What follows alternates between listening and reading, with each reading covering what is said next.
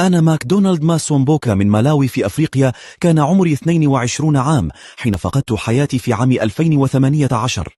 فهنا في بعض دول أفريقيا تنتشر خرافات عن الأمهق أو الألبينو أن أعضاءهم تجلب الغنى والقوة والحظ السعيد، حيث يقوم بعض السحرة والمعالجون بالأعشاب بعد عمل طقوس السحر ببيعها على شكل تمائم أو أعشاب بمبالغ مالية كبيرة. في ذلك اليوم طلب مني أخي أن أذهب إلى المقبرة وأنتظره حيث يوجد أصدقاءه، لأنهم وجدوا لي فتاة للزواج منها. فذهبت إلى هناك ووجدتهم بانتظاري، وعندما أتى أخي قام جميعهم بقتلي بوحشية، ثم قطعوا يدي ورجلي وأحرقوا ما بقي من جثتي ودفنوها في حديقة أحد القتلة.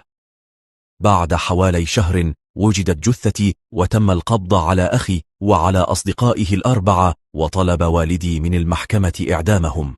صدر الحكم عليهم بالسجن المؤبد والسجن 30 سنة على ضابط شرطة ومعالج بالأعشاب وأحد القساوسة لاشتراكهم في عملية بيع أعضائي. إنهم لا يفهمون أنها خرافة.